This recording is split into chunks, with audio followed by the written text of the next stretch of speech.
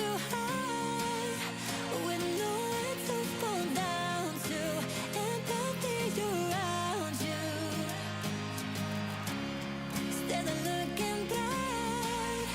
You heard it all before now, losing what you didn't know you had. Fearing what you want is nearing, but you're really trying to get away from it. Basic instincts overpowering. You still have this open. When this could be good enough for us, this could be good enough for us. When this could be good enough for us, this could be good enough for us. This could be good enough for us.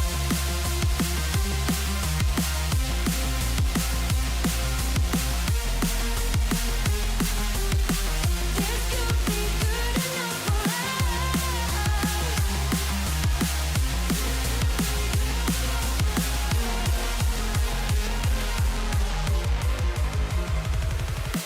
Fearing what you want is nearing, but you're really trying to get away from it. Basic instincts overpowering. You still have this open. When this could be good enough for us.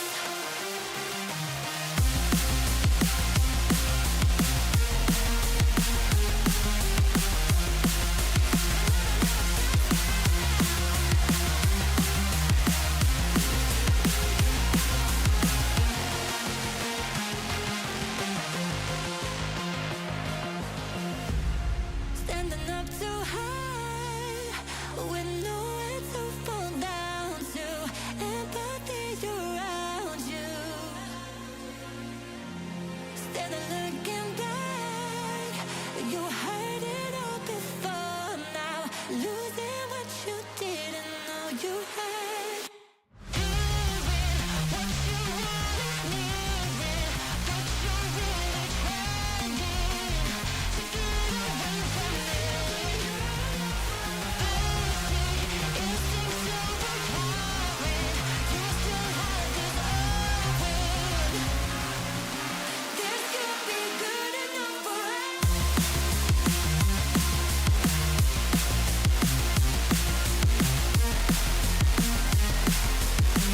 This could be good enough for us.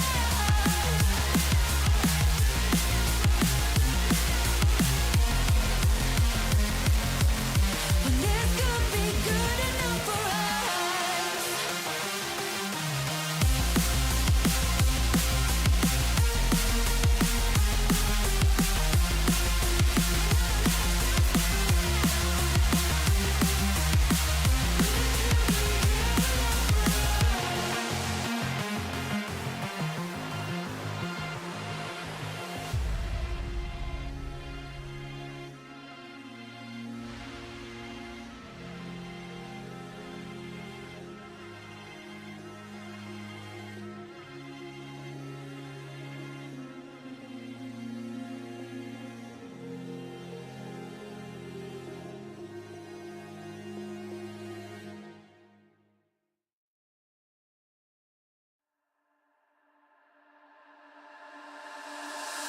Tonight, I'll find you.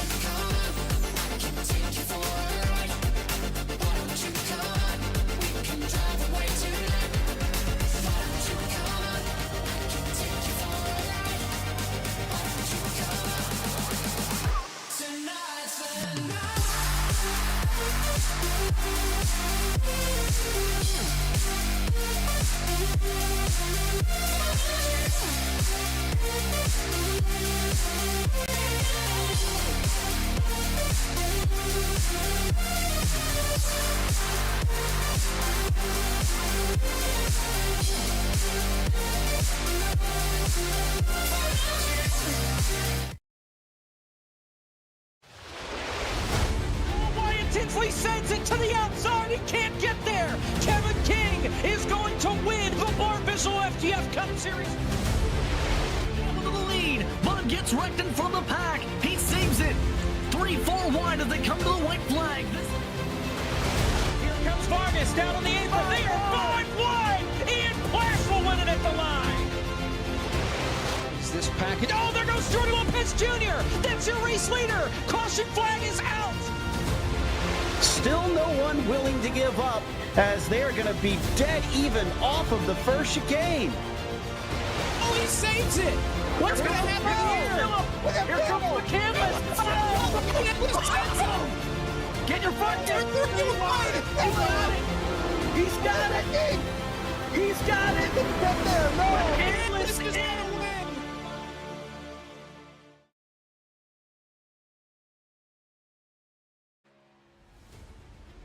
Good evening, race fans, and welcome to FTF.GG's coverage of the final race of the 2023 eNASCAR Qualifying iRacing Series, live from the virtual Homestead Miami Speedway in Homestead, Florida. James Pike alongside Caleb Hoffman here for the last race of this series in this year. And this is it, Caleb. At the end of tonight, we will find out which 20 drivers and change will advance into the 2023 eNASCAR Contender iRacing Series starting in exactly 2 weeks' time. Yeah, and it's been a really hectic, chaotic round, and I'm expecting that to continue into tonight. Round one, we really had so much parity around everywhere, so many different winners. And here, we had obviously the kind of sandwich at the beginning of the round with Andrew Navarro and Daniel Buttafuoco. And now we've started to kind of see that parity come back again. Obviously, Taylor Hurst a few weeks ago at the Milwaukee Mile, then Bristol Dirt. It's a wild card within itself. Seth the Merchant coming out with the win here. Homestead is kind of, that back to basics type of style finale here that I'm really excited to see tonight, because this is, everybody's really bread and butter with the trucks, and a lot of what we've seen throughout. It kind of encapsulates the entire schedule of what we've had so far. And obviously with Coke being there on Tuesday, I think it's going to be a really good bar to see where everybody is at going into Contender. And obviously with, the top 20 cutoff being tonight, for those who are out, obviously the goal getting in, and for everybody inside the top 20, it's just run a smooth race tonight and try to get out of here alive.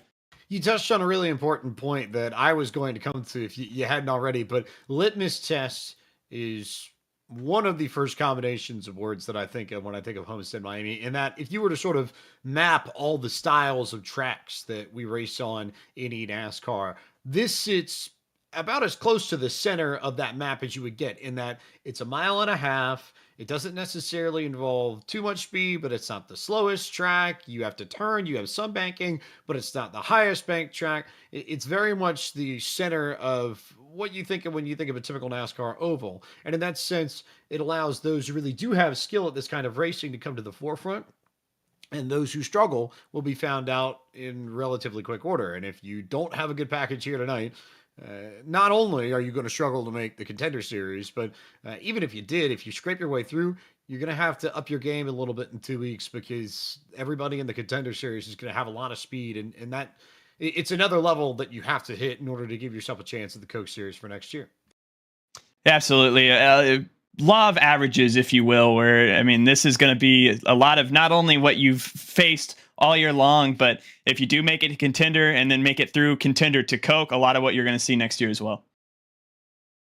Almost set to go here. We are about a minute away from the drivers gridding, so we'll take the opportunity to tell you a little bit about what to expect this evening and whether or not we've got tight battles, close battles. Let's look at the point standings and see where we are entering tonight. These are your top 20 drivers, and worth noting that per our math, we know that Daniel Buttafuoco and Taylor Hurst are good to go. We will see them in the Contender Series no matter what happens once they take the green flag. Everybody else, though, in theory, still has work to do.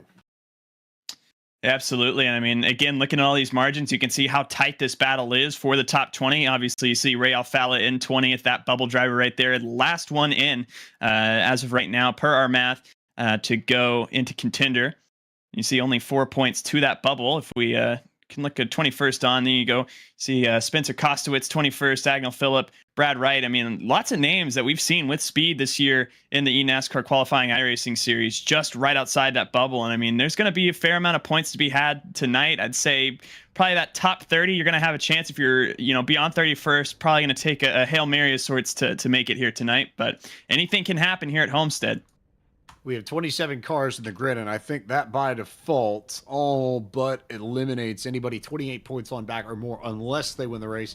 And then there's a lot that has to go their way. So much that we'll have to cover over the course of this evening. We'll try and do our best to keep you abreast of it. But for now, let's go to the starting grid and tell you where your favorite driver begins this evening. Winston-Salem, North Carolina's Taylor Hurst set the fast time. Our winner at the Milwaukee Mile a few races ago put up a time of 32.514 seconds to take the top spot on the grid over Spencer Kostowitz, who was oh so close at Mid-Ohio to start round 2. Daniel Buttafuoco will be racing in the Contenders Series. He'll start third alongside Agnell Phillip. Matthew Zwack and Brian Mercurio occupy row 3. 7th on the grid is Andrew Navarro. Brian LaPrade starts to his outside in 8th. Brad Wright and Zach Nichols complete the top 10 of our starting grid.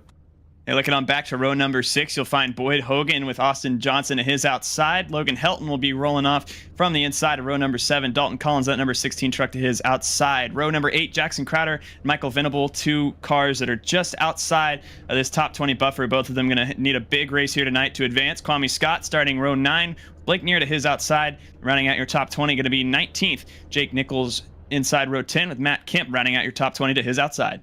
Your final 7 starters for this evening. Brandon Pipgrass rolls off from 21st. Chris Wetz starts 22nd. Christopher Hill starts to the inside of row 12. Tommy Gossett begins tonight from 24th. Matthew Baer starts 25th. Your final 2 drivers on the grid. Brendan Meal, the 26th, conveniently starting in 26th. And Spencer E. Burns completes our 27 truck grid. Let's take a little closer look at Homestead Miami Speedway. We are in Homestead, Florida, about 35 miles to the south of downtown Miami. This track is just over a mile and a half in length, just under 2.5 kilometers.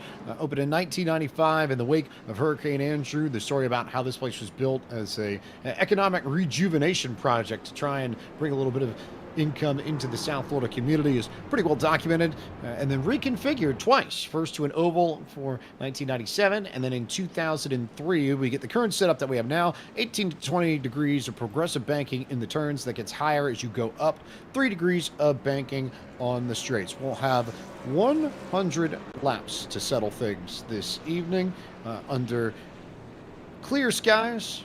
A little bit cloudy, but largely in good shape there. The in-sim time, August 19th, 2023, right around 3:45 local time, 82 degrees Fahrenheit, air temp, 102 degrees Fahrenheit, track temp, winds to the southeast, 12 miles an hour, 55% humidity, and oh, by the way, if we need them, 3 attempts at a green-white checker. Taylor Hurst leads the field under the purview of Barney the Flagman, and the final race in the 2023 eNASCAR qualifying iRacing series is underway from Homestead, Miami.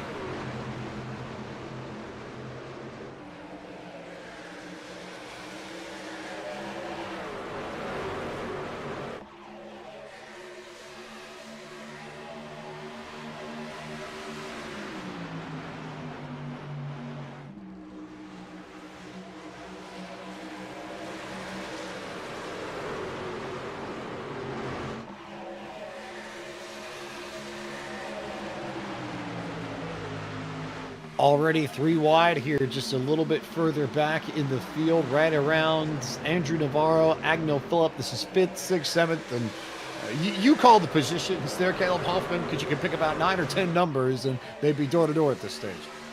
Absolutely. Lots of aggression already. Saw 3, 4 wide fanning out throughout the corners. They get settled back down just for the time being, but I expect them to go 3 and 4 wide again, as they will, as everybody's just trying to test out lanes right now. Dalton Collins trying to go all the way up against the wall. Austin Johnson as well. I guess the main battle to watch right now is going to be who is going to, push that limit and be aggressive, go all the way up against the wall. Looks like Austin Johnson's going to be one of them. Also worth noting that as they took the green flag, Ryan Mercurio added his name alongside Daniel Buttafuoco and Taylor Hurst as drivers who will have the opportunity to receive an invitation. They will have a chance to get a compete in the Contender Series and will have one less spot to work with over the course of these next 100 laps, both in this race and in the other race here in round 2 of the qualifying series, which you can see on the Fireball Talks NASCAR YouTube channel. And real close here between Austin Johnson, aforementioned, all the way up against the wall. Dalton Collins just made a great move to get in front of him, kind of cleared himself from the inside. And, you know, here at Homestead, you don't see a lot of passing done on the inside, but Dalton Collins was able to maneuver it there, and he's still trying to make up ground right now to the inside of Blake Neer. This all happening a little further back in the pack, call it 13th, 14th. A lot of eyes going to be on Agno Phillip this evening, who is right on the edge of this, as is Spencer Costabas. Those two came into tonight 4 points back of the cut line. Now, worth noting that it likely won't be just the top 20. We know that Alan Bowes announced his retirement earlier on social media, so that opens up another spot from the qualifying series, and then we'll see how the rest of things go. But you'll have a few extra spots beyond 20th, but you don't want to end up in those places. You want to secure your place in the Contender Series and get your invitation the easy way. And so for more on that and more on the point situation, let's bring in the third member of our broadcast team for the first time this evening. Justin Malillo, what do you have for us? James Pike, and hello everybody. Excited about this eNASCAR qualifying round 2 finale here at Homestead. I'm keeping an eye on the point situation. It is going to be crazy between the two situations that we got going on, the two different races. You've got about probably, I don't know, about 20 guys for 10 spots if we're going off of the the 20 cut line as we see a pass for the lead there. Daniel Buttafuoco, he's already locked in. Taylor Hurst already locked in. Those two are just battling for bragging rights at this point, right? But yeah, it's going to be interesting. I'm keeping an eye on the other server as well, because Ray Alfala is right on that cut line. He's over here racing for 5th position. He's up to 4th now over on the Fireball Talks NASCAR channel.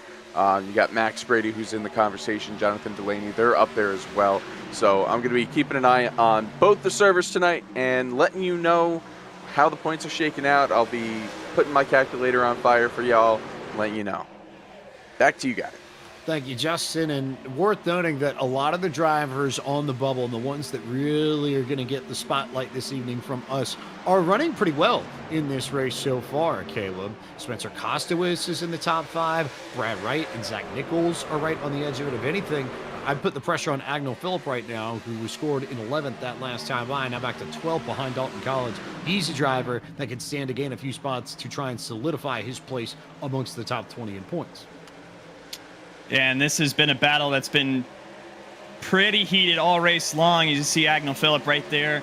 Only 4 points out coming into the green flag here today. So he's just trying to, again, make up ground, run consistent laps here, and just make up time. It's the big thing right now. And he needs to work his way into the top 10, continue to just pick off these trucks, and hopefully by the end of this thing, find himself inside the top 20. And I mean, like you were mentioning, a lot of variables go into making Contender, but as much as you can, you want it to be by your own doing, and you want it to be, not in question. You don't want to have to rely on those variables. Do everything you can to just get into this top 20 no matter what. The more you take into your own hands, the less you leave out of your own control, and the simpler the equation becomes to make the Contender Series for 2023. You get a good look here at Brian LaPrade, who's been right up at the top of the point standings.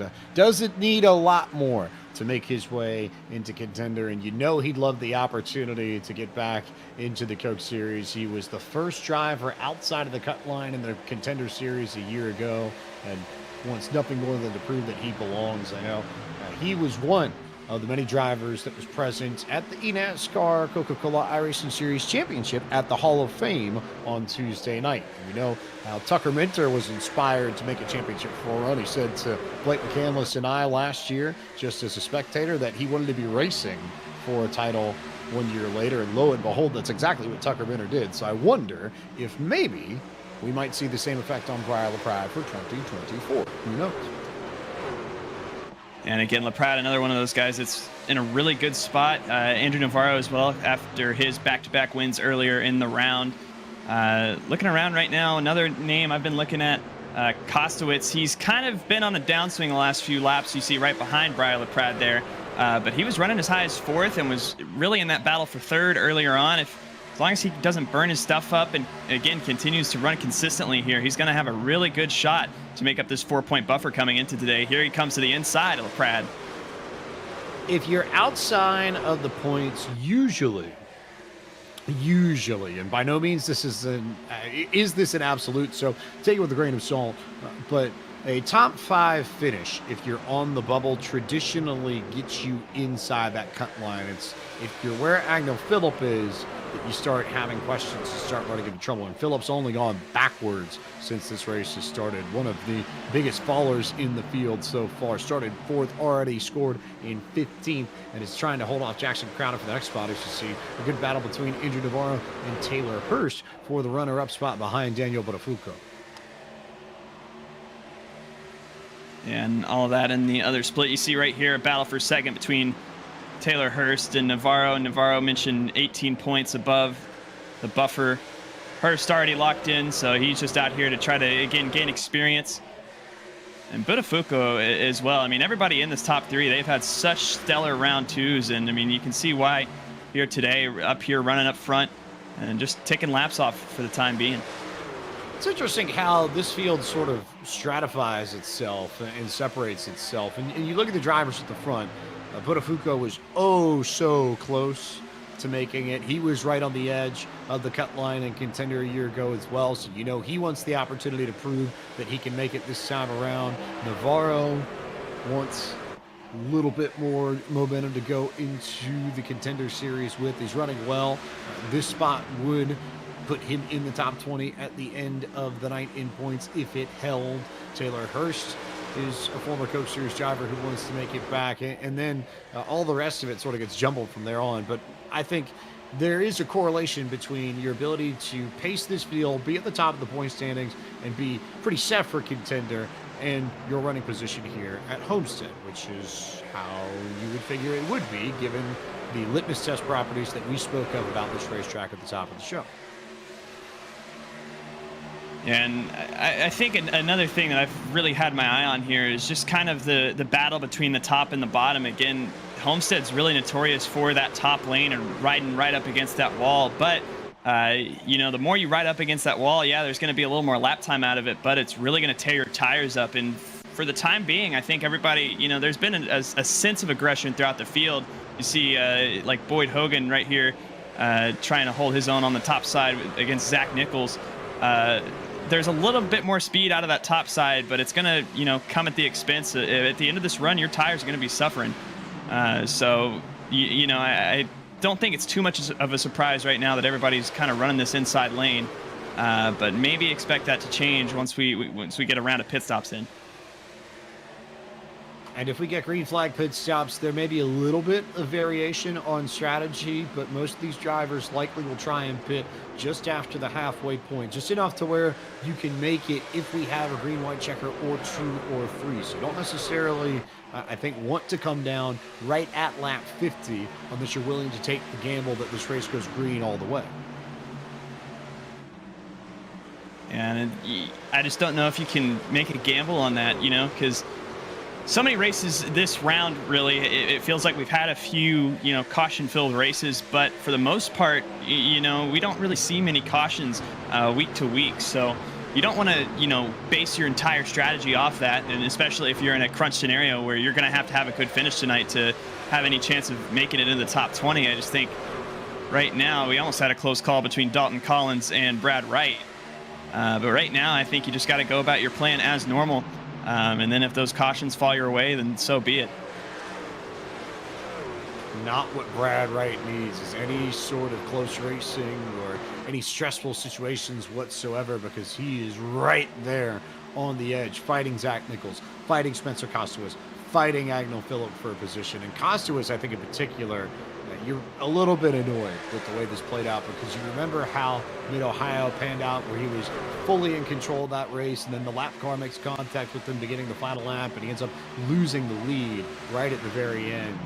You think of the difference in points that would be there if things had gone his way. So I would argue maybe the most motivated out of all of the drivers around the bubble to be able to say, look, I got a bad deal and I got just completely screwed over, and I still found a way to make it into the Contender Series anyway. At least if I'm Spencer Costuis, that's my mentality coming into tonight.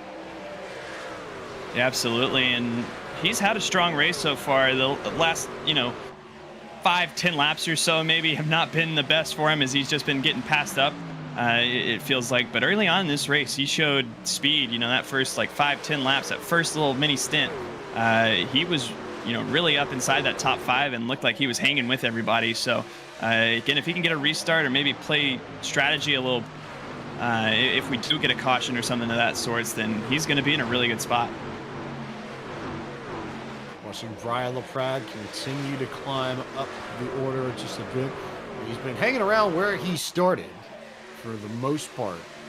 Began tonight's race in 8th up to 7th, and has floated around a few spots, but Brian Mercurio also there too. Your top gainers of the eating drivers who have been working that high line, Boyd Hogan and Zach Nichols in particular, are up 7 and 5 spots from where they started in 4th and 5th respectively.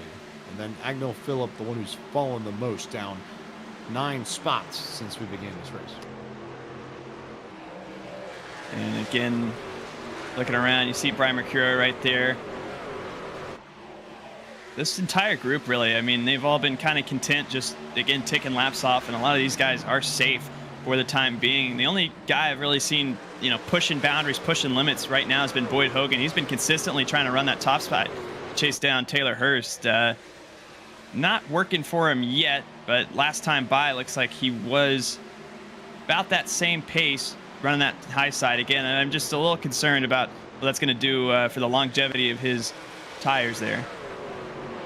You have a point, but if you can maintain decent pace up until lap 50 and use that groove, then you're in good shape. So we're going to see, I think, now and in the second half of this green flag run, what running the high line really can do to your tires. But we'll find out more after we take a quick break here on the FTF.GG Twitch channel. We'll be back with more coverage of the eNASCAR qualifying iRacing series from Homestead Miami Speedway after this.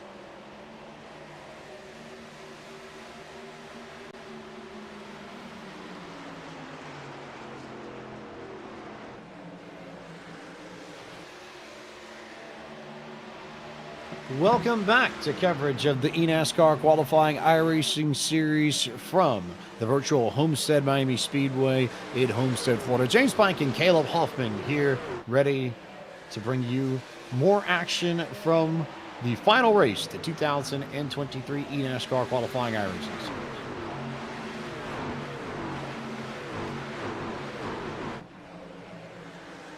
This race has been all Daniel Buttafuoco at this stage and has been firmly in his control, albeit by not a huge gap. Maybe call it, what, 3 car lengths, 4 car lengths, Kettle Hoffman, if that? Yeah, he's, it's really weird. Taylor Hurst has been trying to chase him down. It's just, he's been running very consistent lap times up here at the front, and they're kind of falling off at the same stage, or the same pace rather, at this stage. Andrew Navarro is, starting to put that pressure on for P2 right now, but the big battles have been all around the back. You see here, we've had a group that's been 3 or 4 wide for a little while. You see Dalton Collins right in the middle there. And it's tons of aggression in the back so far. Jackson Crowder in this group, Logan Helton, Christopher Hill, all really have been just going at it, and this all happening for that buffer around that top 10 spot.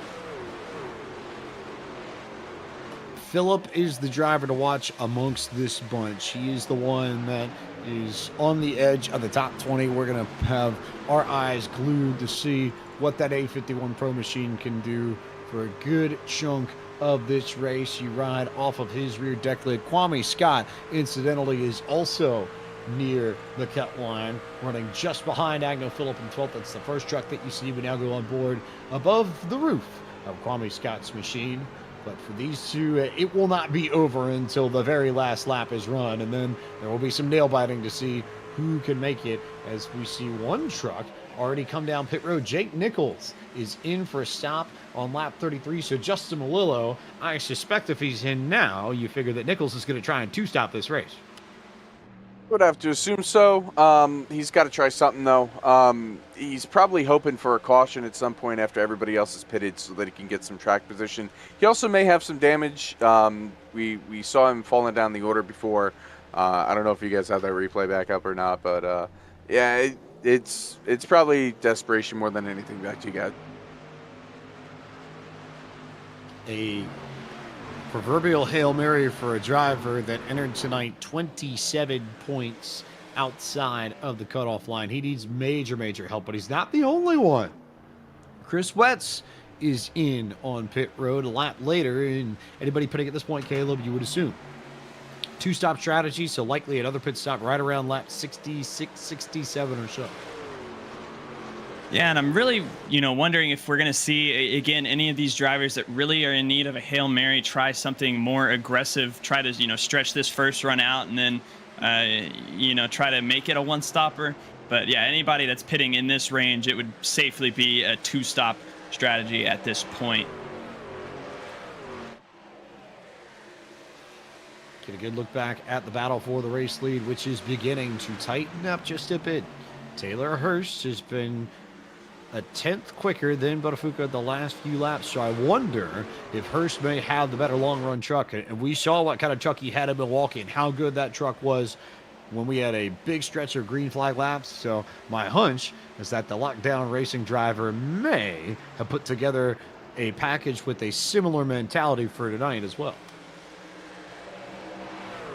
And look at Taylor Hurst again. He's been all over Buttafuoco here, and we were talking about how Buttafuoco had safely been out front for the past few laps, but starting to taper off for that number 13 as well. Got to wonder if now Buttafuoco has pitting in mind in the next coming laps. Hurst as well. Andrew Navarro, he was all over Hurst at one point, but starting to fade away as well.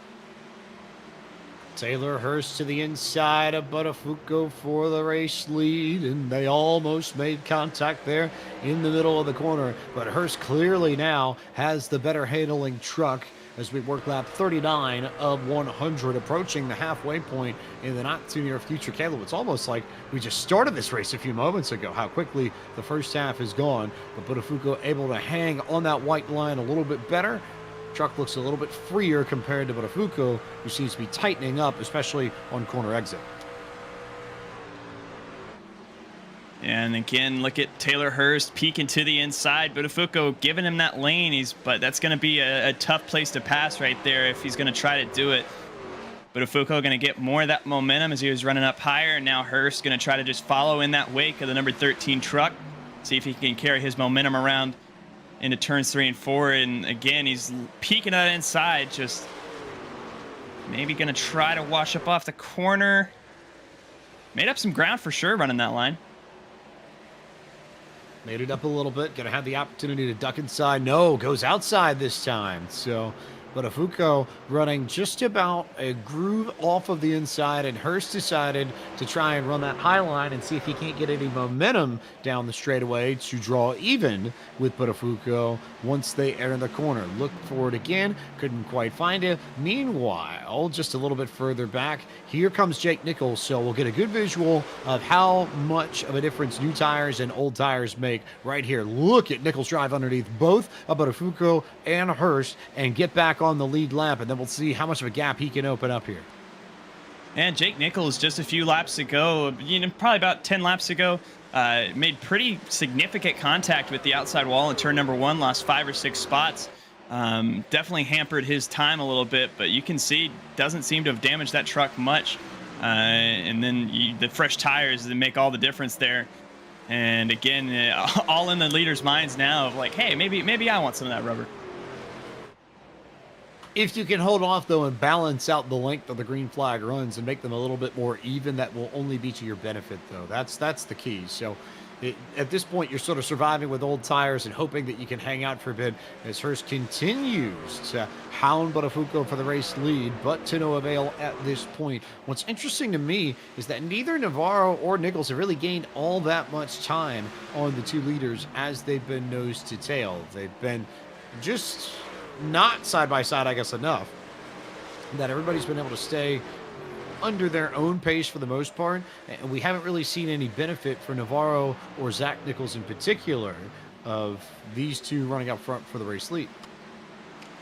Yeah, absolutely. I mean, like you said, it's definitely kind of a give and take thing. I think Buttafuoco and Hurst definitely would love to have newer tires right now, but as you mentioned, if they can stretch this out, I mean, just 6 more laps and they'll be in a good scenario to try to make this on a one-stop strategy. So definitely in it for this race win for these two at this point. Taylor Hurst, obviously one of those drivers locked in when he took the green flag tonight. Buttafuoco as well. So both of these guys just trying to make a statement going into contender. Rack up the points and really roll into it with momentum and make the point that we are here to compete. Doesn't matter whether or not you came for the qualifying series or the Coke Series. These two want to prove that they can get it done and get either back into Coke Series competition if you are Taylor Hurst, or make your Coke Series debut if you're Daniel Buttafuoco.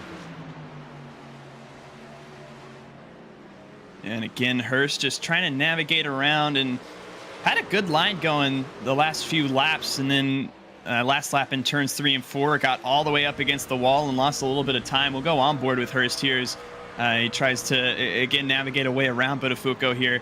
Gonna try this high side once again. Definitely a more aggressive line, but that tail end of that truck definitely starting to step out now. Not feeling comfortable all the way up against that wall. Is this where Taylor Hurst makes the run and makes the pass happen on lap 46? This is as close as he's been to Buttafuoco in the first half of this race, and he'll nose ahead down in the apex of the corner. And will he drive off of turn 4 to take the lead away from Daniel Buttafuoco for the first time tonight? The answer is yes, although they are still side by side. And look at this. Here's Chris Wetz, who came down pit road just a little bit ago, driving straight through the middle of both of them to shake things up, to put himself back on the lead lap as Taylor Hurst finally clears Daniel Buttafuoco, but Buttafuoco will fight right back on the inside. Yeah, using that momentum from that high lane. Great move here from Buttafuoco. Taylor Hurst now on that outside, going to try to just stay on that door. And if he can get that momentum, he's going to step out way loose for the number 74. He took the lead for just a second, but looks like Buttafuoco is going to take it back in style. He had it and then he lost it, and so that means Buttafuoco is able to go right back to the front after all the hard work that Taylor Hurst did. And both of these two have been able to stay out in front of Nichols and Navarro. That gap is still at about a second from P2 to P3. And you got to beware if you're Taylor Hurst. You can't let this battle really, blind you here. You're still going to have to come down the pit lane in a few seconds, next few laps. And definitely can't let guys like Zach Nichols or Andrew Navarro make up time during that pit cycle. I think if you're just, again, smooth and calm, get those fresh tires on it, and then worry about going and chasing down this 13 truck, that would be the best move for this number 74. Keeping an eye on the trucks here in the field. Blake Neer is the black and yellow truck that you see behind Buttafuoco and Hurst, and he too has already come down pit road for service. So we'll see how quickly he can dispatch the leaders and unlap himself. Matthew Bear is also now down on pit road and is the first of the drivers who is pitting, and pitting likely under that one-stop strategy as there's contact, and Buttafuoco and Neer come together, and that will cost Buttafuoco the race lead, and Taylor Hurst will take advantage of the situation. That was nearly disastrous there for Buttafuoco, who I have no doubt will be very frustrated with Blake Neer, and so he'll race back to the inside. I wonder if Hurst is going to almost sort of work a gentleman's agreement here and give Buttafuoco the race lead back. And very close call there. Buttafuoco was able to get that lead back from Hurst already, but there was some drivers upset over the radio when some of that lap traffic was coming through, and then obviously that contact with Buttafuoco and Blake Neer. We got more drivers on pit road here. Looks like LaPrade coming in as well. Michael Venable, Austin Johnson, the other two trucks that you see on your screen, they're on pit road, and we are past the halfway point, working lap 51 of 100, so we may see drivers start to look for pit road, and Buttafuoco will be the first of the leaders to split this pretty much right on the spot, and oh, did he just about lose it there on the run down to the beginning of the pit road entry. Agnell Phillip is in, Spencer Kostowitz is in, Jackson Crowder, Brad Wright, Logan Helton, Matt Kemp, and Christopher Hill. And for these pit stops, let's go back down on pit road to Justin Malillo. I'm watching Daniel Buttafuoco get into his pit stall. He was so close to getting black flag on pit entry. He's coming in, getting 4 tires. Right behind him, or rather right in front of him, Spencer Kostowitz comes in. He's also getting 4 tires. Buttafuoco's down and away. Kostowicz, we know he's in the point situation, so he's probably going to be hoping for a break here, because now he's behind Phillip and they're both battling for the same situation. My calculator is still on fire. Back to you guys. Let's go. Let's keep it with you, Justin, just because the leaders now are on pit road. Taylor Hurst came in the lap right after Buttafuoco to try and balance out the strategies, as it were. Right, yeah. I mean, the pit window for a one-stop strategy is really, really small. And, since it's been green the entire way, here comes Navarro, here comes Zwack. They're on pit road as well this time. We will see the entire field cycle here. Gottsit's on pit road. I expect Dalton Collins, he's the only one who hasn't been on pit road. I expect, yeah, there he is. He's on pit road as well. So this is the cycle. Everybody is now cycled onto pit road. We're going to see where everybody's going to lie, where as far as, whether the undercut's going to work, whether the overcut is going to work. But, yeah, it was a very small pit window, and everybody's now gone and away. Back up to you guys. So that is most of the field down for service on pit road, as we see the last few takers come in and the last few drivers begin to make their way back out onto the racetrack. And Buttafuoco is able to take control of things at least for a bit, and we'll see where Taylor Hurst lands in all this. He must have had some sort of issue on pit road, because Hurst is all the way back in 14th. Yeah, it definitely got passed up here, and you see a lot of this battling going on right ahead of this number 74 truck. And he's got to be very careful right here. All over the back bumper, Andrew Navarro right now, but Austin Johnson, Kostowitz, LaPrade, Agnell Phillip, Nichols, Mercurio, all these guys got by him on that cycle, and he's going to have lots of ground to make up. Just looking at this, Buttafuoco had a 2-second quicker trip down pit lane of the pit delta, and then also had about a second quicker stop in the box. And the gap between Buttafuoco and Hurst right now is in the ballpark of about 4 seconds. So you do the math, and that pretty much single-handedly explains how this shuffled so quickly. But this also means we could see a very fun barnstorming run from Taylor Hurst to try and get back to the front. Absolutely. We know Hurst has the speed here, but I mean, if you're one of these drivers that needs every point you can get, I mean, what lengths are you going to go to try to keep Taylor Hurst behind you? He's already locked in, and you have to fight for every point you can get at this point. 44 laps to go here at Homestead. So we'll set this up here. Jake Nichols, Chris Wetz, and Blake Neer are the drivers that we believe are on the two-stop strategy. They currently lead this field 1, 2, and 3. But if they follow their strategy, they also likely are coming into pit road within the next 10 laps, unless we get the yellow flag that they are hoping for, so that they can pit from the front of the field and maintain some degree of track position. Absolutely. I mean, it's definitely a question of how far do you push this if you're Nichols, Wetz, and Neer. Like you said, the next 10 laps, somewhere in that ballpark. But I mean, Daniel Buttafuoco on these fresher tires, I mean, he's been so fast on pace, and now he has that tire advantage as well. I mean, the 3 leaders right now just absolutely bleeding lap time, and you can see it as they head down the backstretch. Last time by, it was about a 2 3/10 difference between first and fourth, and Buttafuoco obviously way faster than everybody else. So, you know, at what point do you just bite the bullet and come on in? You should be good to the end at this point, and you definitely don't want to be bleeding out lap times to somebody like Daniel Buttafuoco. Justin Malone, let's come back to you. If you're one of these front 3 runners, what are you trying to accomplish with this strategy, and how are you trying to play it to your advantage if you're behind the wheel of one of those trucks? Well, we're watching Buttafuoco pass Blake Neer on the track right now, and that is for position. That is for third, and Buttafuoco's going to get up to Wetz probably before the end of the lap as well. These guys are not racing for like the win right now if it were to go green. They're going to have to pit again. They're going to have to get tires. They're going to they're going to have to get tires. They're going to have to get fuel. Nichols has a little bit more of a gap here, but if you're Neer, if you're Wetz, if you're Nichols, you're staying out as long as possible and crossing your fingers that there's going to be a caution, because if there's a caution, that's going to wipe the slate clean. Everybody's going to come in. Everybody's going to take tires, and you'll be in the position that the field's frozen in. So they're really hoping for a caution sooner than later. It would likely be to their benefit if it comes earlier rather than later. Justin makes a good point there. However, you could probably make it if they came in on, call it, lap 33 or 34. So with the pit window, you could probably go to about lap 80-ish, somewhere in that range, before you'd have to come down pit road for fuel again. So there is about a 20-lap window we're working with between now and that point in which we could get a yellow, and it would benefit that trio. But if we don't see one, then this falls right back into the hands of the drivers on the primary strategy. So Buttafuoco, Brian Mercurial, Zach Nichols, Andrew Navarro.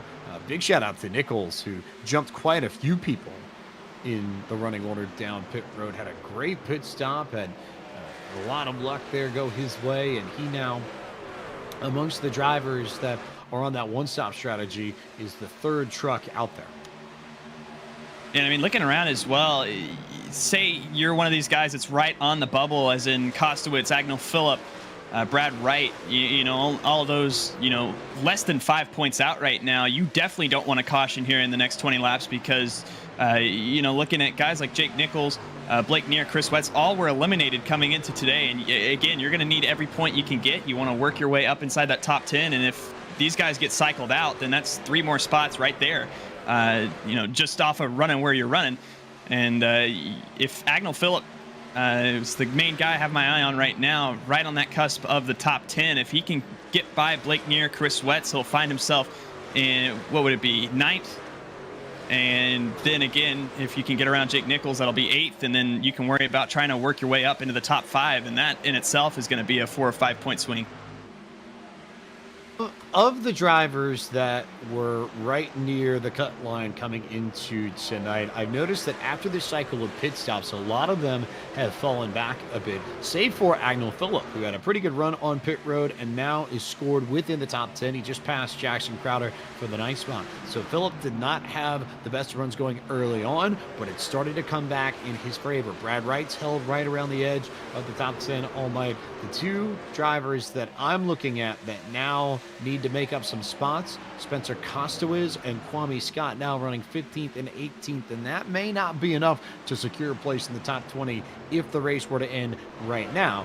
However, they both have some of the freshest tires in the field, and there are a few drivers who have already come down pit road for service, and some of the drivers, if you look at the Chris Wetts, the Blake Mears, they all just passed them. So there are a few more spots I think to be gained, but Scott and Kostowitz are going to need to make something happen in these final 35 laps.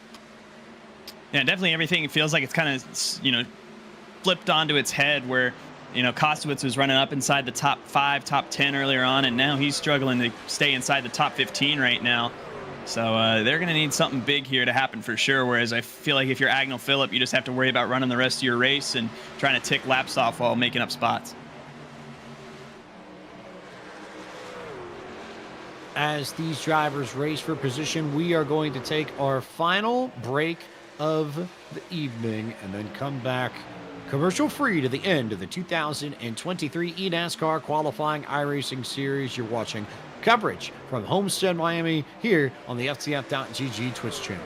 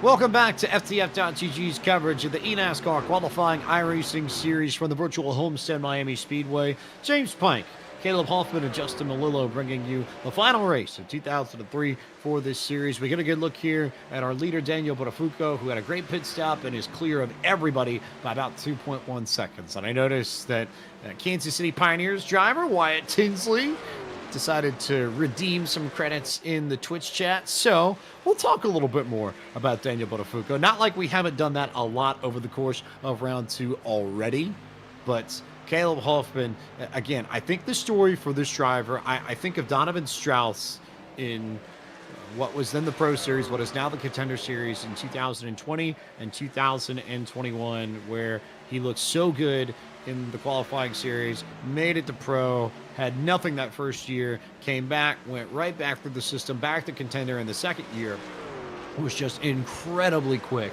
and made it happen. And just earlier this week, on Tuesday night, finally picked up at, I believe, 16 years old, his first win in the eNASCAR Coca-Cola iRacing Series right here at Homestead. There's so much of that story that I see parallels for with Buttafuoco. The speed is there, the talent is there. He just missed out on being in the Coke Series last year. He was right on the edge of the cut line in the Contender Series, and this year very much has felt like a season, especially in qualifying series, where he's been looking beyond the qualifying series for a long, long time. This is not about just making it in as the champion of the qualifying series. This is about making it into the Coke Series with plenty of room to spare because you're just that much quicker than everybody else.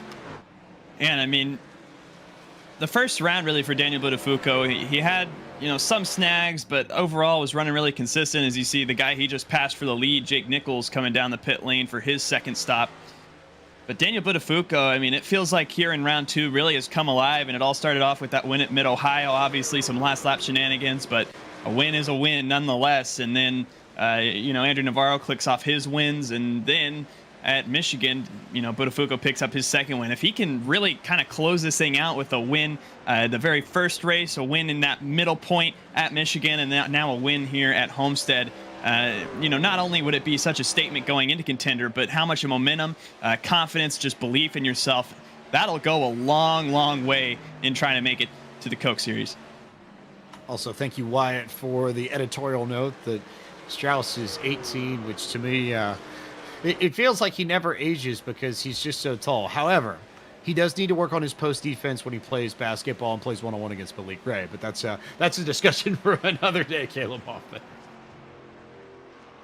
Yeah, and again, I mean, just been doing so good. I mean, looking around right now, it's really fitting that Daniel Buttafuoco and Andrew Navarro are running 1-2 here with 25 to go at Homestead, barring anything chaotic happening. I mean, these two have been so good on pace today. And Taylor Hurst, trying to make up time as well, has worked his way into the top 5, but it has been so fitting because these two, it feels like, have been just untouchable here in round number 2.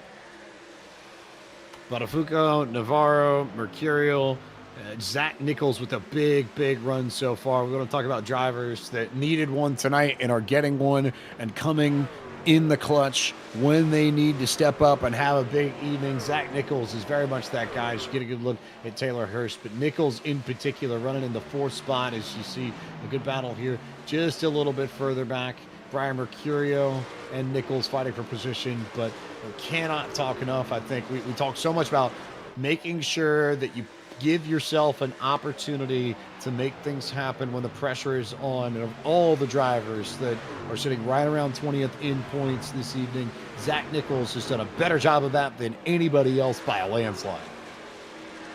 And you see he getting around Brian Mercurio right now. Mercurio actually stepped out a little bit, being that close, that side by side with Zach Nichols. Now Mercurio going to back off just a little bit and forfeit that 3rd position. Let's see if he can try to pull a crossover here. I don't think he will, just that momentum Nichols is going to have off the corner.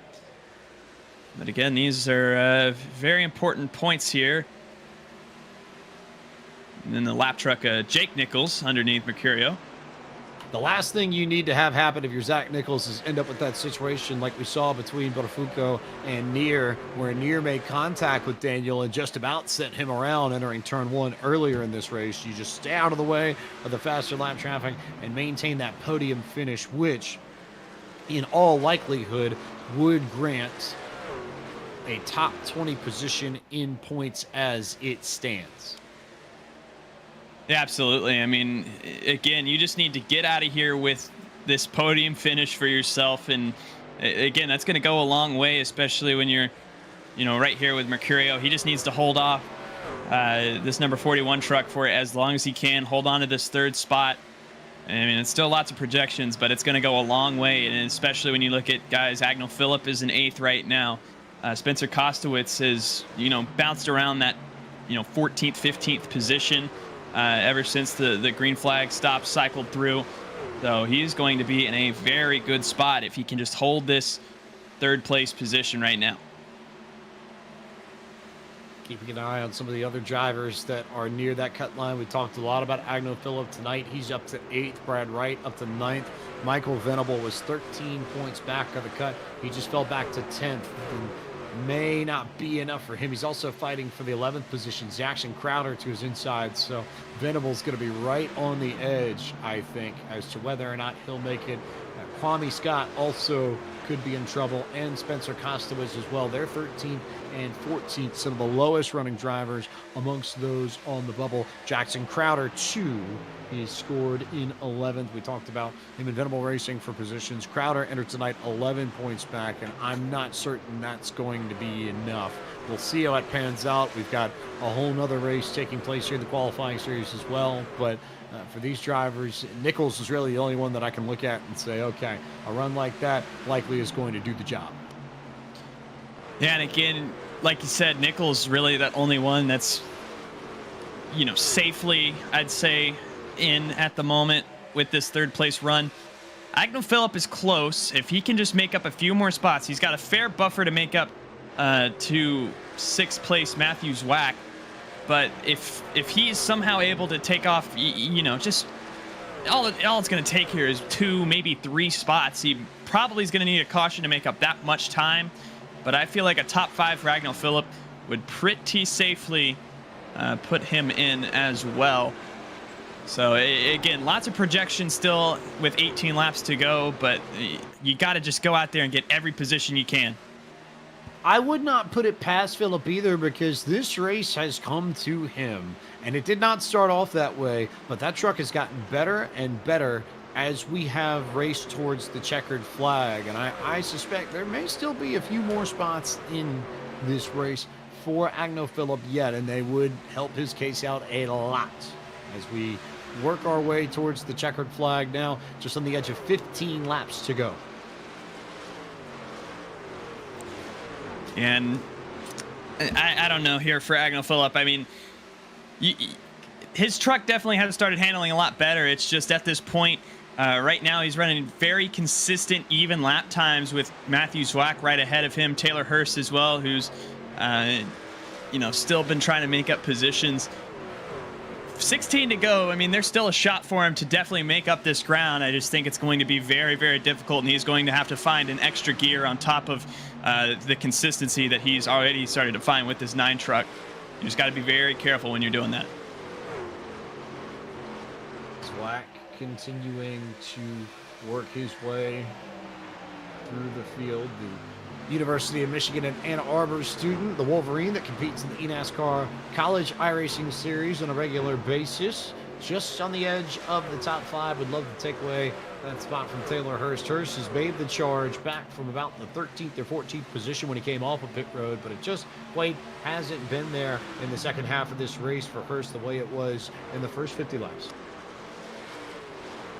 And something to watch here is Zach Nichols. We were talking about him being inside the top 3. He has caught Andrew Navarro for the 2nd position and could further, I won't say cement himself, because again, him being 9 points out, still a lot of projection. But again, a 2nd place run here would go so far if he's able to complete this pass and get by this 42 truck in the 2nd position right now. He had a run down the backstretch, didn't go to the inside with it. Just going to bide his time and try to find a smart way to get around this number 42 machine.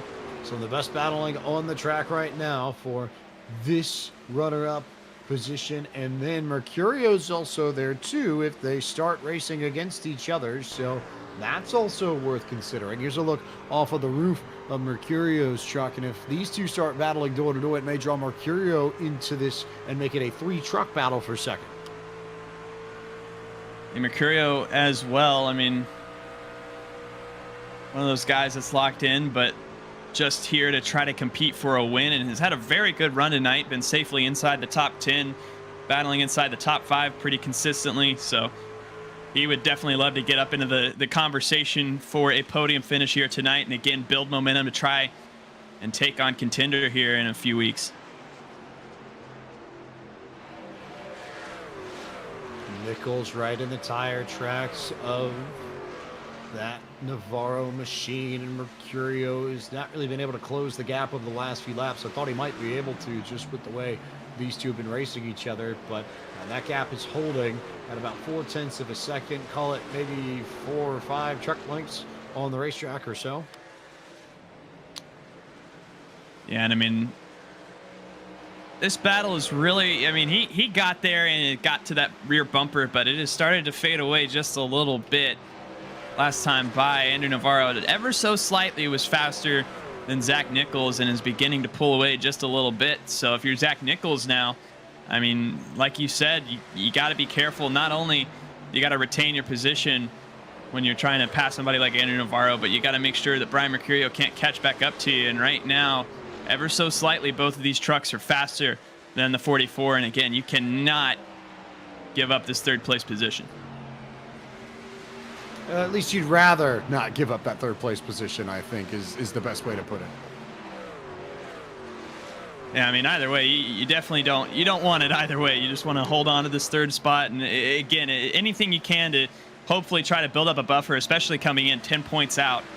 I don't know how aggressive he'll be trying to hold on to third place if Brian Mercurio gets up here, but I'd wager a fair amount that he would try lots of things to keep Brian Mercurio behind him. Mercurio, they're starting to reel in Nichols just a bit. Navarro beginning to open up a gap, so maybe Nichols' truck is beginning to fade as we finally have made our way within the final 10 laps of this race. But again, top three, that's about all you could ask for if you are Brian Mercurio, or rather Zach Nichols tonight.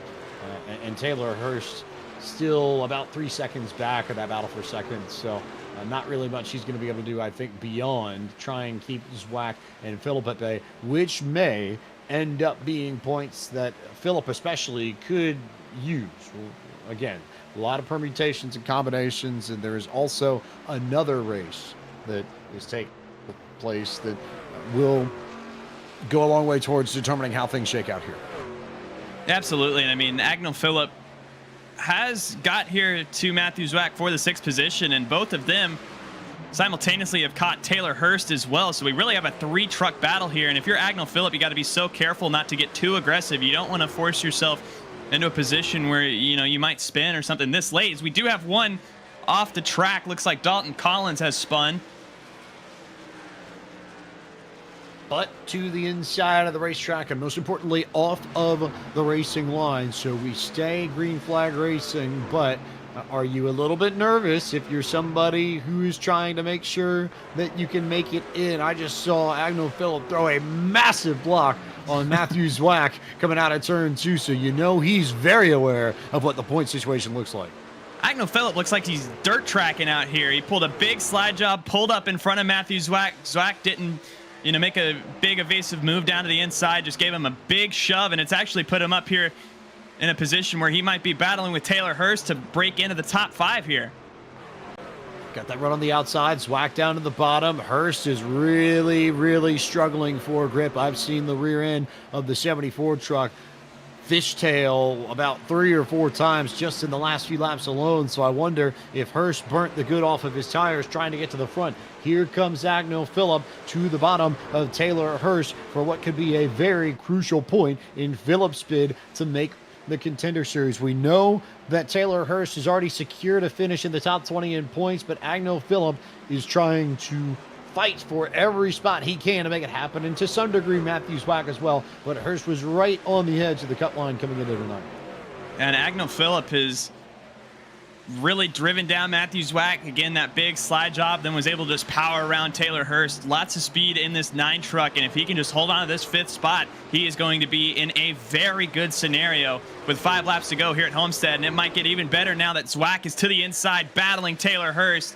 Like he said, big time stepping out for both of these trucks, the 74 and 18.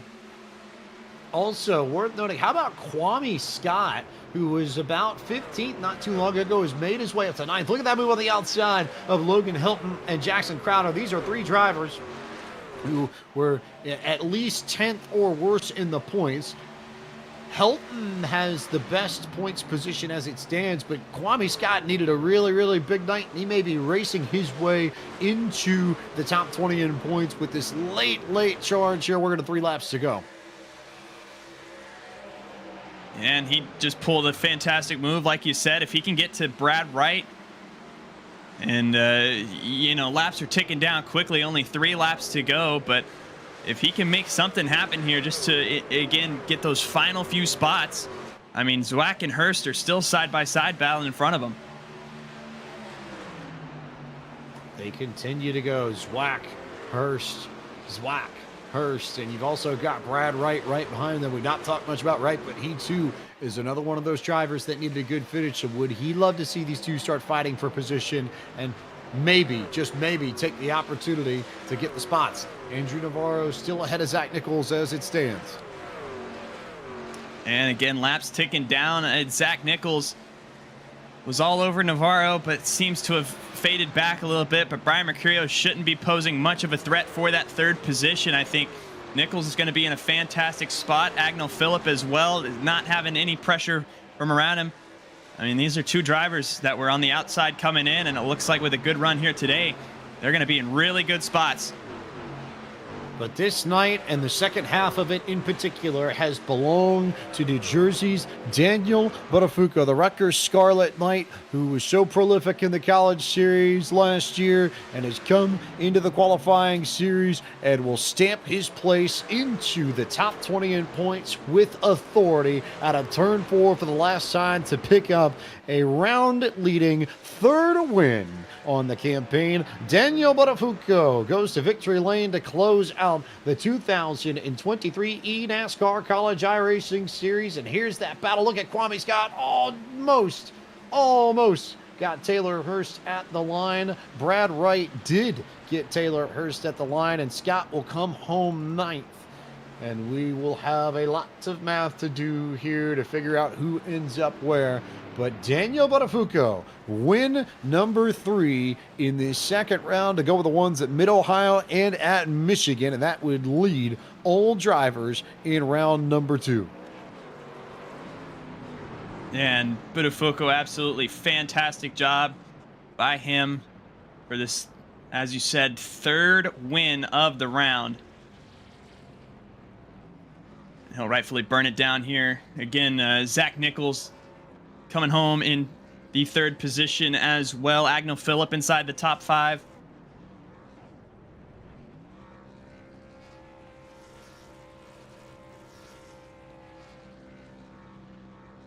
Good look at Daniel Buttafuoco burning down the front straightaway, almost Harvick style maybe, as we see how well he can keep that going, and then finally decides to slide it on out. Either way, great job by everybody here.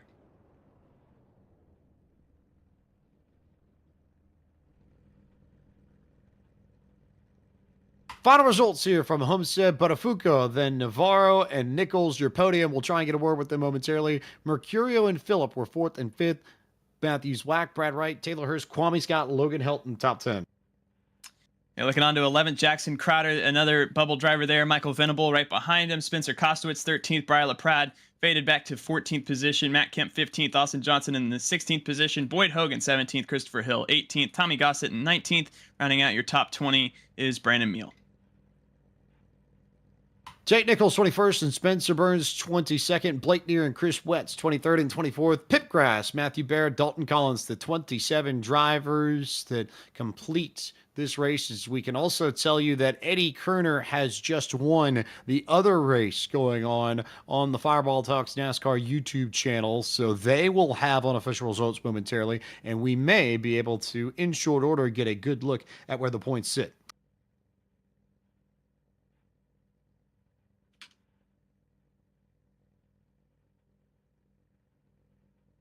We turn our attention to the driver that comes away with victory number 3 for 2023 in round 2 of the eNASCAR qualifying iRacing series, Daniel Buttafuoco. More wins than anybody else in this round. And this was a race that didn't necessarily come your way and really fall into your lap until about halfway, but it seemed like from the get-go you had a really strong game plan, and it was just about executing to what you had drawn up for these 100 laps. Yeah, I'm gonna be real with you. I was not expecting this at all. I felt like we were in practice. It felt like we didn't have enough drive off, and I guess we had a lot of it out there. Yeah, so good to talk with you again, James. It's awesome. It's been a while. So yeah, the first run was a little rough. We were way too tight. so tight to where we didn't have as much drive as what we needed off the exit because it was that tight. And then we made some minor adjustments to it, and it was a lot better. And then we were able to just control the pace. And man, I don't know, dude. I don't know what it is about this team, man, NFR, but we are getting it done tonight, man. We are getting after it.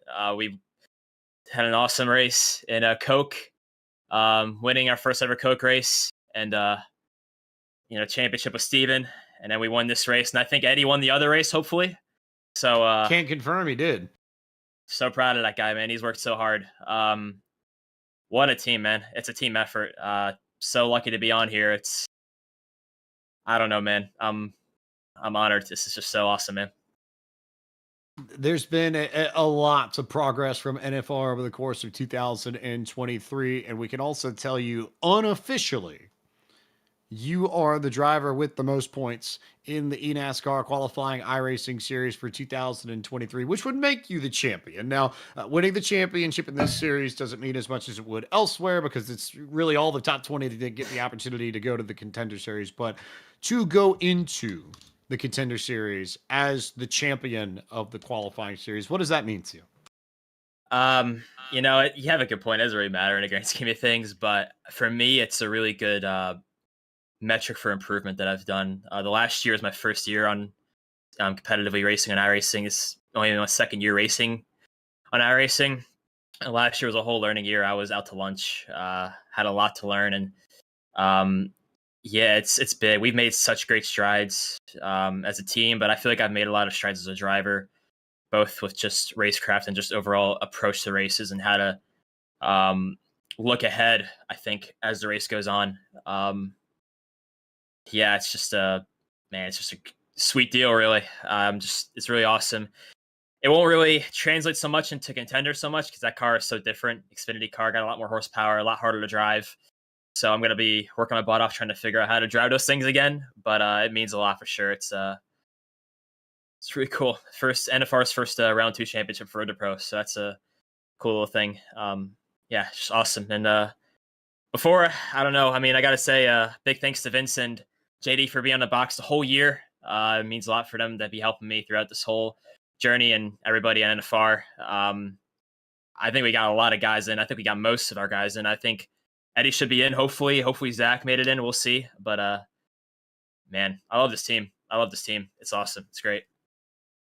You talk about the growth that you've seen in a driver this year, and those of us who watched Contender were part of the Contender broadcast a year ago. Remember how close you were to making it into the Coke Series this season. So is the mindset approaching Contender a little bit different this time around, knowing the performances that you put in as a rookie and with the extra experience, you figure that probably will lend in your favor?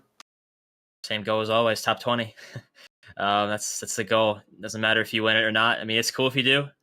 Obviously, when you're midway through a season, your small little goals change, right? But end-game goal is top 20. So whatever it can do to get into Coke Series. But it would be cool to perform a lot better. That's my goal. I want to perform a lot better. Don't get me wrong, because make things a lot easier. It would be a better confidence booster. But same goal as always, top 20.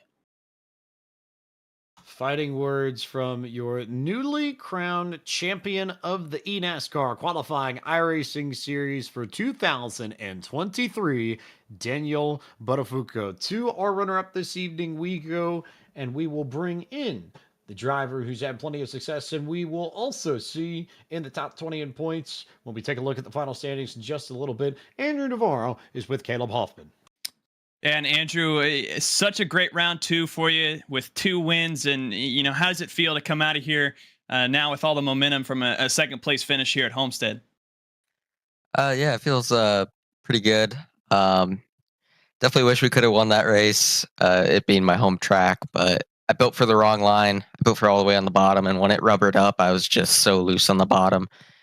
And I was good for about 10 laps in the middle behind Buttafuoco, but I couldn't match him on the long run. I was just falling off like half a tenth and then another half a tenth. So, just have to get the momentum. Last year, going into Contender, I think I finished 3rd in the last Road to Pro race. So we did one better, but I'm hoping to have a better Contender season than I did last year. Absolutely, and it's going to be a brand new challenge for you with the Xfinity cars. How do you feel about that with more horsepower and a lot less downforce than these trucks? I feel pretty good actually. Last year I was struggling even in the B opens. This year I've kind of figured it out.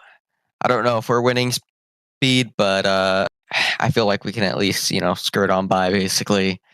Hopefully grind out a few races like Kevin Harvick and get some top 15s and make it into the Coke Series. Well, either way, congratulations again on a fantastic round two. 2 wins here for you, and a top 3 to really top off what was a fantastic round 2. And you'll be going on to contender. Thank you. Thank you guys for broadcasting. Thank you to Celebrity Cruises, Martin Sports, Seven Seas, Adrenaline Captures. You guys obviously for broadcasting, and iRacing for putting on the series. That is your second place finisher, Andrew Navarro. We'll go back to you, Pike. One more driver to speak with here in our podium interviews. Our third place finisher, Zach Nichols, joins us. And Zach, how did your position in the points affect the way you approached tonight's race at Homestead? I mean, it made me try a little harder than I have been all season, but I don't think we made it. But it's unfortunate, but that's how she goes.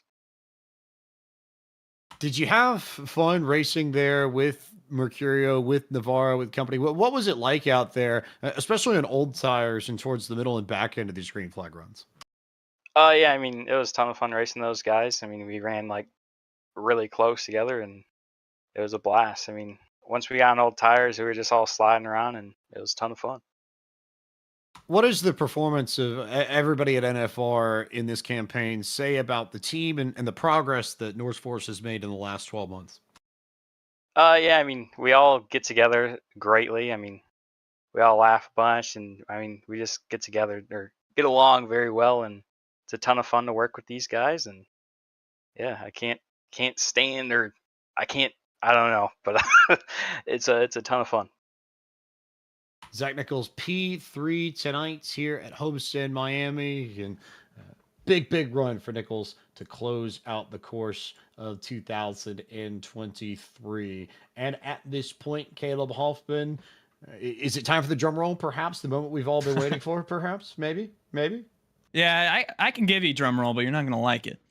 Well, how about this? As we pull the graphic up on screen, Caleb Hoffman, would you do us the honor of reading off the first 10 drivers who finished inside the top 20 in points in round 2 of the 2023 eNASCAR qualifying iRacing series?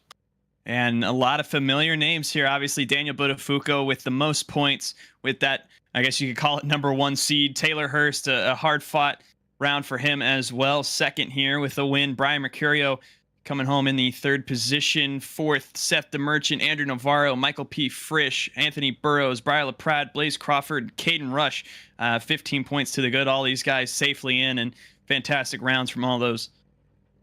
Your next 10 drivers who finished inside the top 20 unofficially are Max Brady, Matthew Zwack, Christopher Pfeffer, Daniel Smallwood, Jonathan Delaney, Logan Helton, Ray Alfala, James Holzer, Kwame Scott, and Agnell Phillip, who finished in a tie for 20th with the next driver on the list, who we should see momentarily once we flip the graphic and go to the other side of things, Eddie Kerner, who won tonight at Homestead, Miami. Now, worth noting that if there are retirements or drivers who do not elect to run the Contender Series after finishing 21st or worse in the point standings of this season's Coke Series, that then opens up an extra spot in the qualifying series. So even though Kerner is put 21st here on this graphic, he tied with that in points, but because Alan Bowes has elected to not compete in the Contender Series, that means that Kerner should also receive an invitation into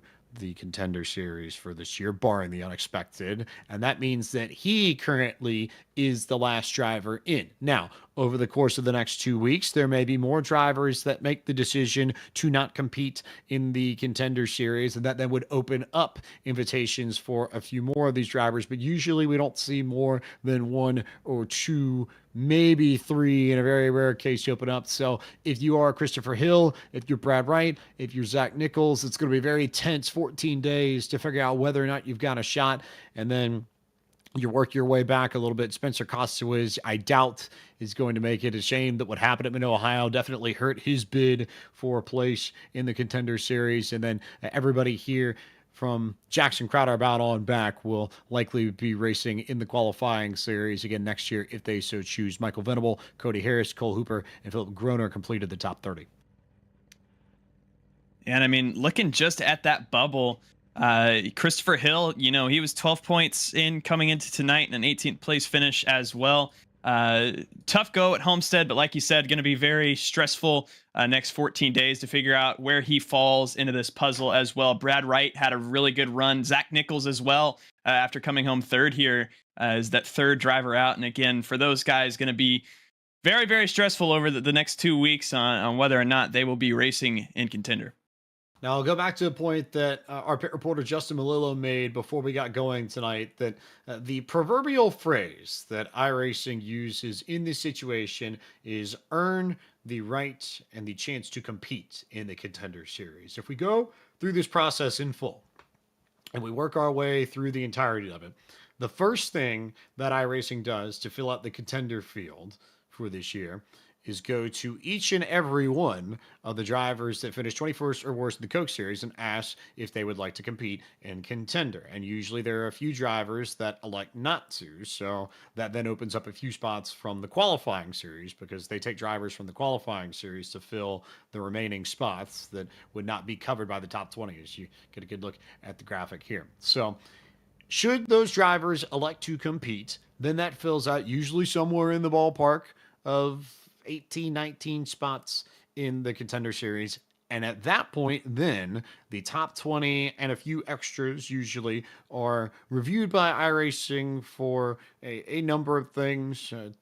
If for no other reason, to make sure that the sim would not have anybody in the Contender Series that headquarters up in Massachusetts would not feel like represents the sim well. There have been a few cases where drivers have finished inside the top 20 and not been extended an invitation into the Contender Series, but those cases are few and far between. So by and large, most likely all of the drivers in the top 20 are going to receive invitations to Contender, but it is not outright a guarantee. And that is the point that we will stress here as we wrap up this qualifying series season. Then you take those few extra spots. Alan Bowes is our working example right now. He's the first driver that we know has confirmed that he's not returning to the Coke Series for 2024 and has no interest in competing in Contender. So that opens up another spot. That's why we believe Agnel Phillip will almost certainly get an invitation into Contender, and the top 21 should be good for now. But if you're Christopher Hill, if you're Brad Wright, you're Zach Nichols, you may see an invitation come through depending on how many drivers decide to not compete in Contender from the Coke Series. And Justin Valillo made another really good point. There were I believe, all-time record 5 drivers who elected not to compete in Contender a year ago. So you stretch that all the way back. If we saw a repeat this year, that would leave Spencer Kostowitz as the driver who may get the last invite. But worth noting that Christopher Hill, Brad Wright, Zach Nichols, and Spencer Kostowitz, as of now, per our math, would not receive an invite into the Contender Series. So very complicated stuff there. And then you look at Crowder on back, which would be 26th.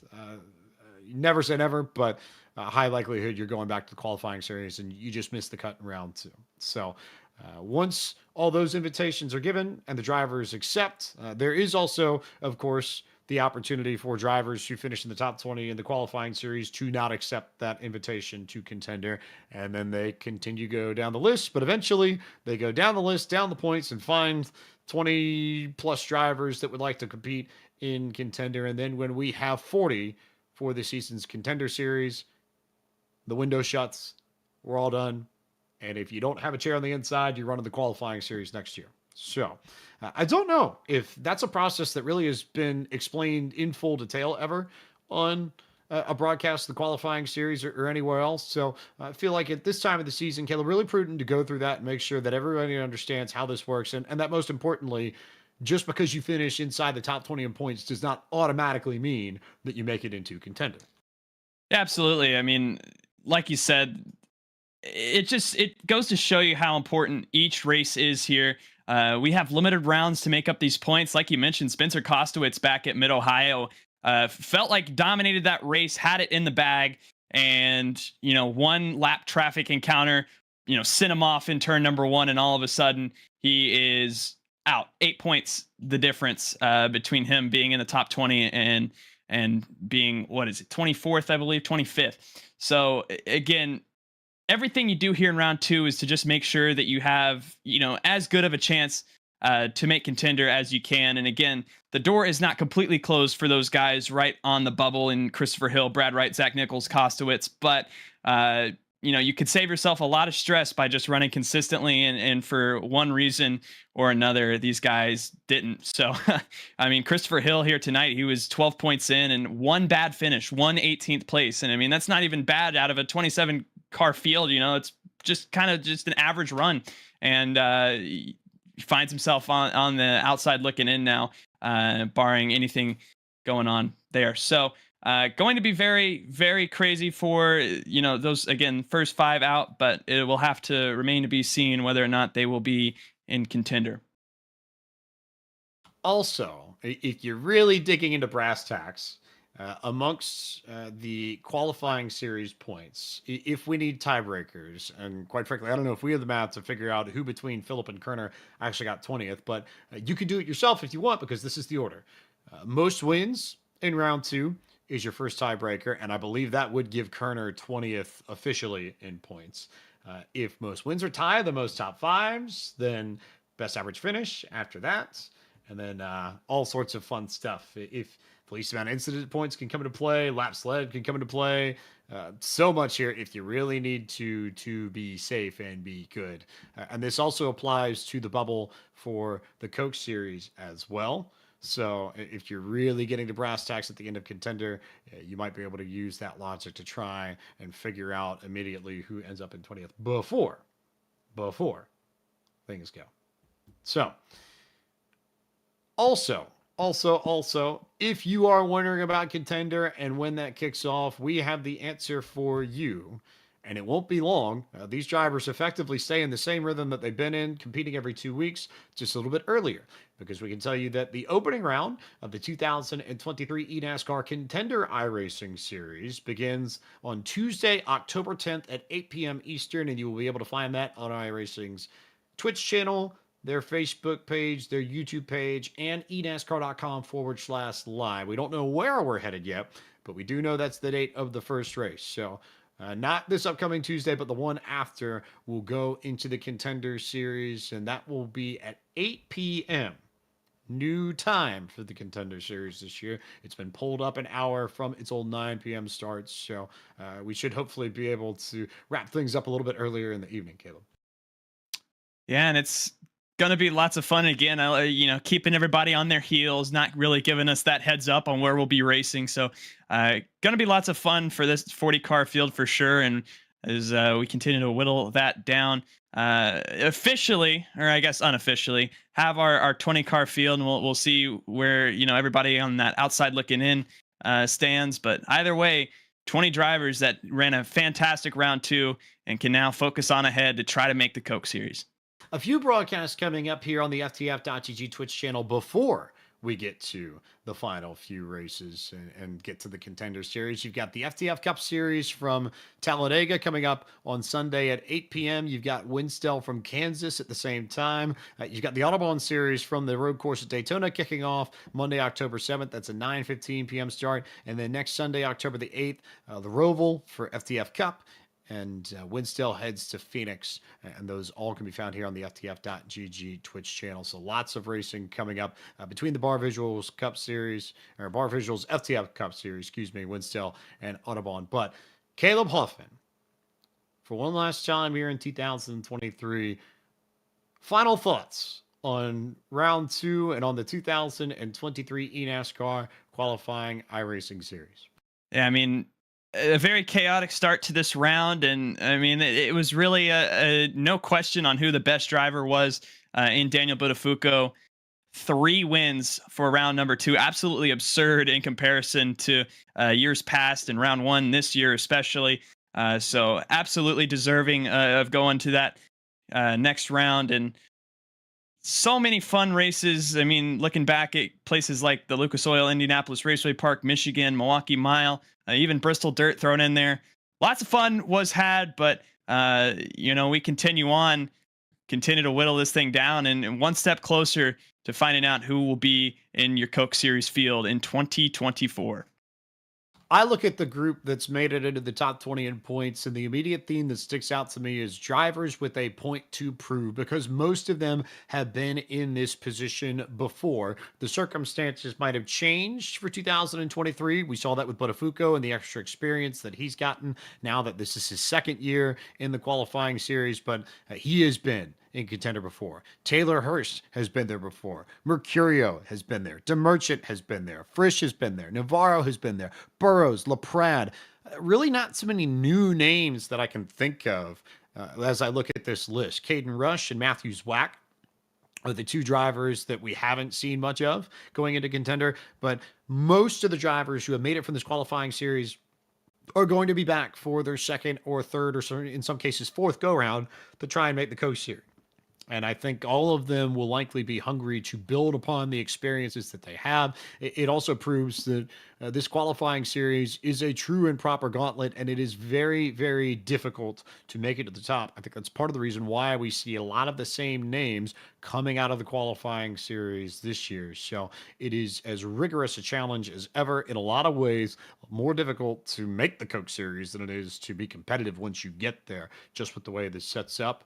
And it is a daunting challenge for anybody who tries to take it on, but the possibility to join the road to $300,000 always lies in the distance and always will entice some of the best in oval stock car sim racing to take on that challenge. It has been a blast working with the entire team here at FTF.GG throughout this 2023 eNASCAR qualifying iRacing series season. And we have to give a tremendous kudos to all of the talent that have been part of our broadcast this year on FTF.GG's Twitch channel, whether or not it was in round 1 or round 2, and then for the team here tonight as well. Zach Johnson, our producer, pressing all the buttons and making us look good. Justin Malillo, our pit reporter throughout the entire season, and my colleague in the booth this evening, Caleb Hoffman. Also, a big shout out to Jacob Hitz as well, who helmed our broadcasts early on in round 1 of the 2023 campaign. We know he and I are probably going to stew over an Angel Hernandez umpire call for a while, so we may go join together and I suppose commiserate and then be ready for some playoff baseball with the Phillies later. But we'll leave that for then. And we leave you all for now and say thank you so much for watching FTF.GG's coverage of the 2023 eNASCAR qualifying iRacing series from the virtual Homestead Miami Speedway and throughout this 2023 eNASCAR qualifying iRacing series season. Congratulations to our winner tonight and our champion of the qualifying series for 2023, Daniel Buttafuoco, and we encourage all of you to head to iRacing's Facebook, YouTube, Twitch channels, and eNASCAR.com/live for the beginning of the 2023 eNASCAR Contender iRacing Series, 8 p.m. on Tuesday, October 10th. We will see you in 2024 for the next installment of the qualifying series. Thanks for watching on FTF.GG.